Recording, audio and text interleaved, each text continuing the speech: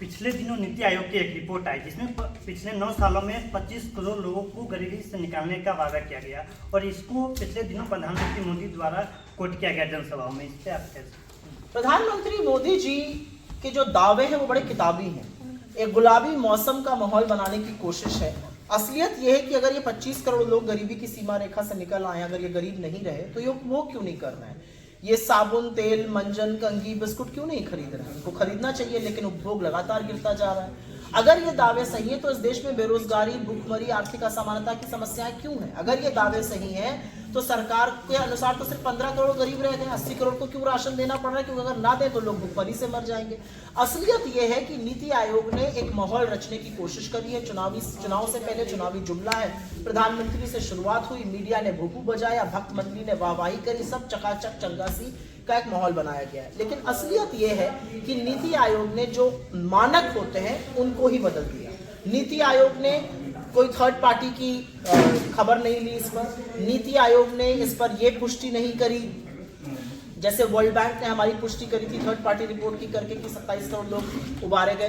नीति आयोग के इस दावे का जो खंडन है वो खुद सरकार के आंकड़े कर रहे हैं। हमें ज्यादा बोलने की जरूरत नहीं है। असलियत यह है कि इस देश में गरीबी, भुखमरी, आर्थिक असमानता, बेरोजगारी, महंगाई विकराल समस्याएं हैं। 10 साल में इसका समाधान नहीं ढूंढा गया और ये रिपोर्ट इस बात का प्रमाण है कि कितनी विफल है सरकार।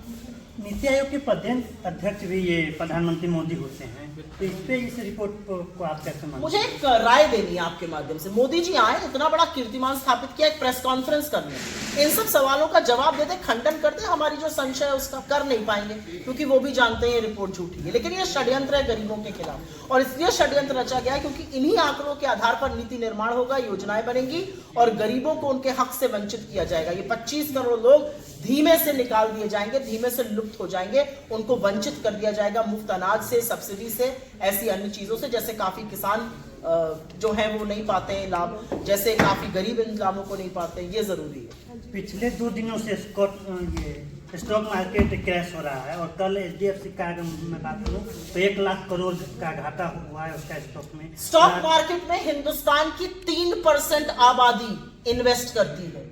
वो 3% आबादी बड़ा पैसा बनाती है और क्योंकि मैं स्टॉक मार्केट को बहुत ट्रैक करती हूँ, 50 कंपनियां हैं जो स्टॉक मार्केट को चला रही हैं। वो देश की असलियत और हकीकत नहीं है। धन्यवाद। बैंकों में तो आम आदमी का ही पैसा रहता है।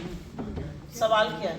बैंक HDFC जो क्रैश कर रही है उसका बैंक रिजल्ट्स पे, मार्जिन्स पे क्रैश हुआ है वो, और जो फेड की रिपोर्ट आई थी जो ग्लोबल क्यूज थे उस पर हुआ है।